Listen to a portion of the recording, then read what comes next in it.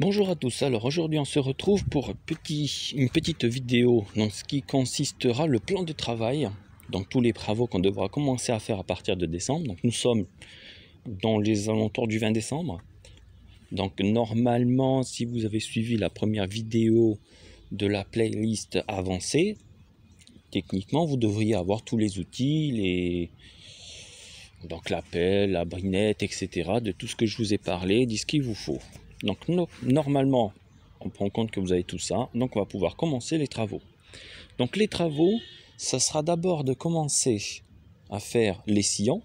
Donc je vous montre ce que j'ai commencé à faire là. Je vais essayer d'aller contre le soleil, sinon ça ne va pas le faire. Donc on va se mettre ici. Voilà, ce sera mieux comme ça. Donc vous voyez là, j'ai commencé à faire un sillon de à peu près 8 mètres de long, je pense, à quelque chose près. Donc les sillons se font sur du 50 cm de large. Vous voyez les sillons qui sont là, entre là et là, sur la longueur où l'eau coulera plus tard. Donc 50 cm de largeur pour à peu près je dirais 30 cm de profondeur, c'est-à-dire à partir de là jusqu'à la profondeur par terre.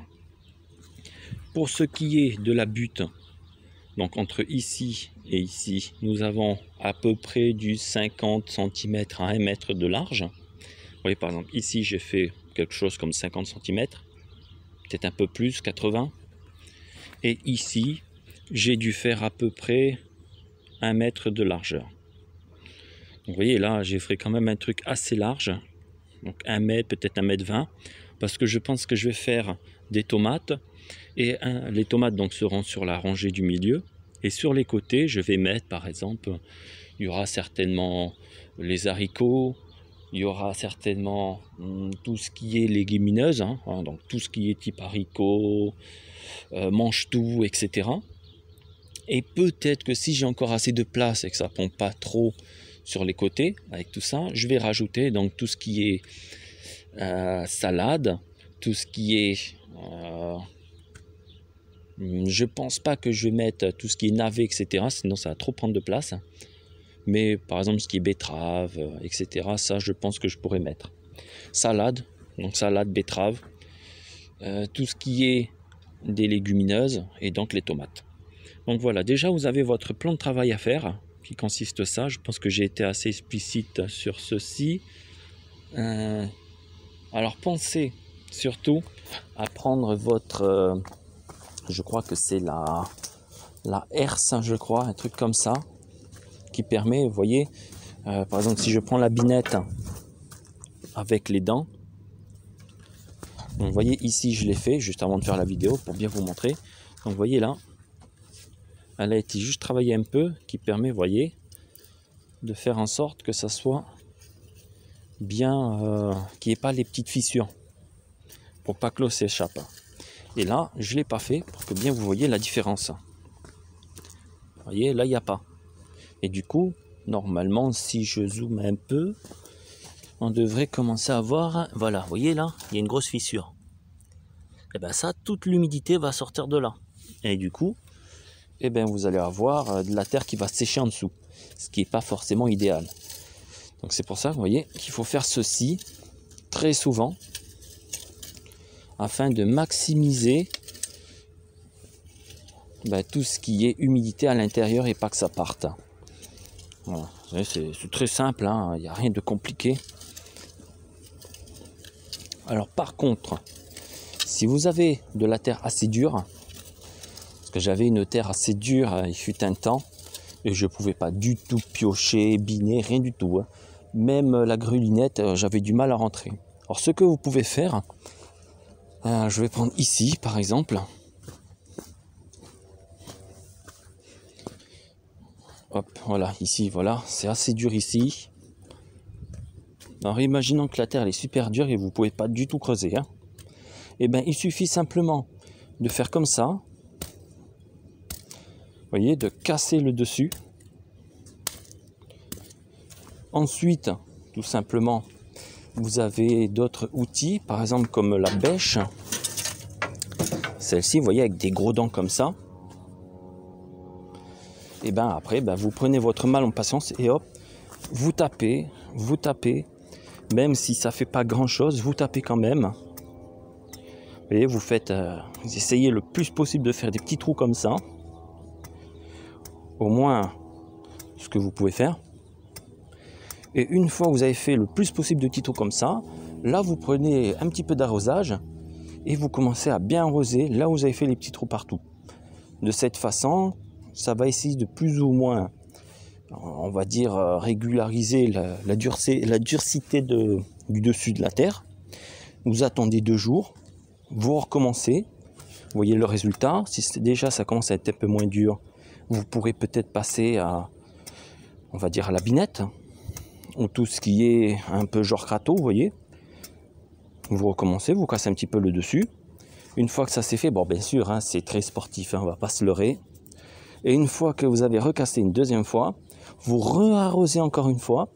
Et là, normalement, toute l'eau qui va être dessus va pouvoir rester à l'intérieur et s'engorger petit à petit dans la terre en dessous. Parce que si dessus c'est dur, c'est normal, c'est la première couche. Au bout de 5 cm en dessous, ça commence à être un peu meuble. Donc le but c'est de casser bien sûr les 5 premiers centimètres par-dessus. Donc ça c'est évident, vous allez avoir beaucoup de travail. Hein. Moi la première fois, ma terre elle était hyper dure, je ne pouvais pas du tout rentrer, même pas la baramine. Hein. Je pouvais donner des coups de baramine, ça ne rentrait pas. C'était vraiment sec de séchec. Donc le seul moyen, ben, voilà, c'est d'essayer de faire le plus possible de petits trous dessus. Vous arrosez, vous recommencez, vous arrosez, vous recommencez, jusqu'à temps que la terre elle devienne un peu molle dessus. Donc ça, c'est les premiers travaux à faire, donc très important. Ensuite, il va falloir bientôt retirer les patates. Donc les patates, c'est pas maintenant, hein, ça j'y reviendrai. Mais vous voyez, les patates, elles commencent à être bien belles. Bientôt, elles vont commencer à jaunir un peu avec la gelée, le froid, etc. Donc normalement, d'ici janvier, milieu janvier, fin janvier, on pourra commencer à retirer toutes les patates. Elles ne sont pas évidemment bien faites, hein, parce qu'elles seront restées que 4 mois. Mais ce qui permettra de reprendre au moins un petit peu plus de la moitié et de replanter en mai. Ce qui vous aurez justement votre fournée de patates pour l'été, voire un petit peu l'été après. Alors ça c'est fait. On va pas trop non plus se presser, hein, parce que déjà décembre c'est pas mal. Normalement, moi j'avais commencé en février et j'ai vu que finalement c'était pas extraordinaire. Et finalement, bah, si, c'était extraordinaire. C'est ce que je pensais, que ça allait être facile, mais non, ça n'allait pas être facile du tout, parce que j'ai perdu beaucoup de temps, j'ai eu les semis à m'en occuper, j'ai eu les plants à m'en occuper, j'ai eu la plantation à faire, et après, tout le travail de la terre. Du coup, il y en avait beaucoup trop à faire, parce que j'avais quand même pratiquement 4000 pieds de semis, et trop de travail. J'ai pas pu tout faire en même temps. Donc là, si vous voulez faire comme moi, vous allez vous en commencer à vous en... vous allez commencer à vous y prendre plus tôt, de façon à ne pas être en retard et déborder pour tout ce qui est du reste. Donc là, commencez déjà les sillons. C'est un très bon compromis. Vous avez une dizaine, voire une quinzaine de jours pour faire tous les sillons. Donc hein, je vous ai bien expliqué, hein, 50 cm de largeur dans le sillon, à peu près... donc 50 cm de largeur dans le sillon, à peu près donc du 80 à 1 mètre de largeur sur la butte. Il faut que ça soit plus ou moins assez plat. Et ensuite, à peu près 40 à 50 cm de profondeur dans le sillon. Voilà, c'est à peu près la norme. Hein. Comment faire le sillon? Alors je vous avais montré la dernière fois, c'était très très difficile. Finalement, à force de faire, j'ai réussi à faire un truc assez convenable. Donc c'est très simple au final, hein. J'ai trouvé une petite combine. Alors je vais vous montrer ça vite fait. Alors, ce que j'ai fait, la terre elle était plate ici, il n'y avait pas de sillon. Et ben j'ai pioché comme ça, hop, et j'ai tiré. J'ai pioché et j'ai tiré vers moi. Vous voyez, petit à petit, ça a fait le sillon. Et une fois que le sillon était fait, c'était bien mieux parce que vous vous en souvenez, l'année dernière, j'avais pris la bêche et hop, je retirais la terre, je retirais la terre sur 50 cm et après, une fois que c'était fait, j'aplatissais le côté.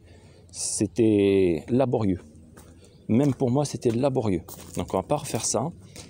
Je vais essayer quand même de vous faire une petite démonstration.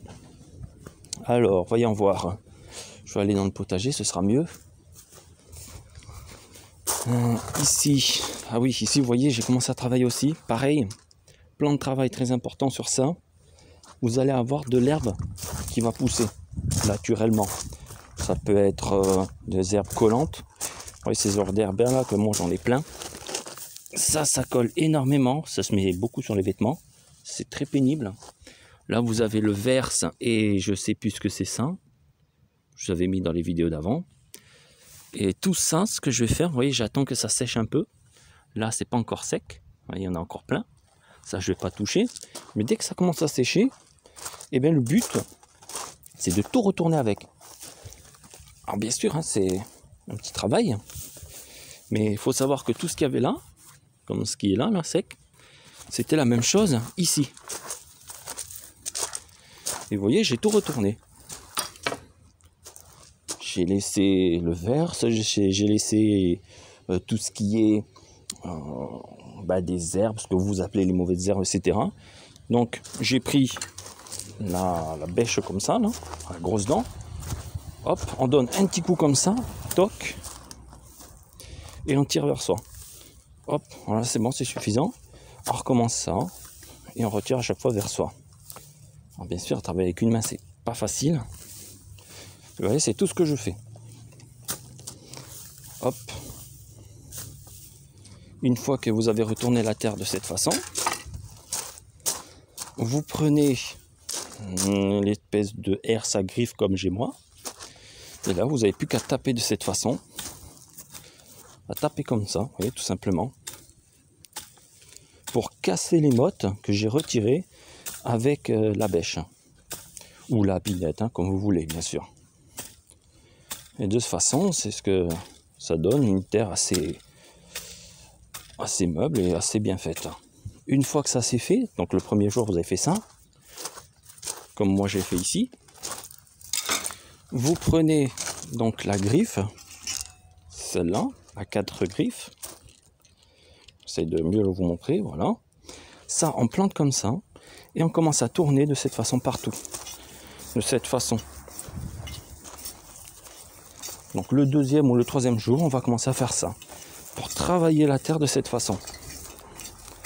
Vous voyez, je vais retourner partout comme ça, ce qui va permettre de aérer et en même temps de retourner les premiers 5 cm des bactéries, pour pas qu'elles restent collées au même endroit. Pas au-delà de 5 cm, hein. Faut pas oublier, au-delà de 5 cm, c'est une autre famille de bactéries. Il ne faut pas du tout les bouger des 5 premiers centimètres. De 10 cm à 5 cm, je veux dire. Voilà. Donc, il faut retourner que les premiers 5 cm, pas plus. Donc, vous voyez ce que j'ai fait ici, ça, vous le faites partout. Donc ça, c'est le travail que vous allez devoir faire pour replanter les patates plus tard par là. Donc, vous aurez les sillons à faire, retourner la terre de cette façon, ce que je viens de vous montrer. Et je crois que c'est tout. C'est déjà pas mal, hein. Moi je vais continuer à faire comme ça, comme je viens de vous montrer là. Première fois avec donc la bêche ou la binette. Si vous n'avez pas ça, à la rigueur peut-être une pioche, hein, parce que on pense qu'une pioche finalement c'est pour casser les pierres, etc. Mais non, mais une pioche c'est très utile aussi. Vous avez la bêche à la rigueur, hein, si vous n'avez rien d'autre. Hein. Vous pouvez faire ça avec la bêche pour retourner la terre, mais ça demande beaucoup plus de temps.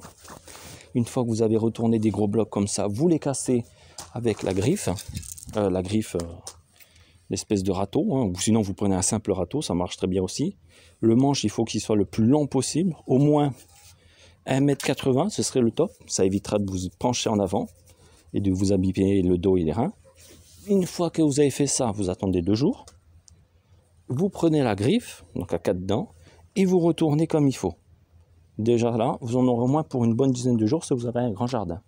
Là, le carré qui est ici, il me fait à peu près 50 mètres carrés. Je pense une après-midi, si vous avez 50 mètres carrés, vous le faites. Voire peut-être 2 jours. Donc voilà. Les sillons, ceci, je pense que là c'est bien dit. Vous aurez déjà pas mal de travail. Une fois que j'aurai fait tout ceci et on va pouvoir passer à autre chose, je vous expliquerai le deuxième plan de travail qu'il faudra faire, certainement début janvier ou peut-être dans les alentours du 25-26 décembre. Sur ce, bye bye et bon courage.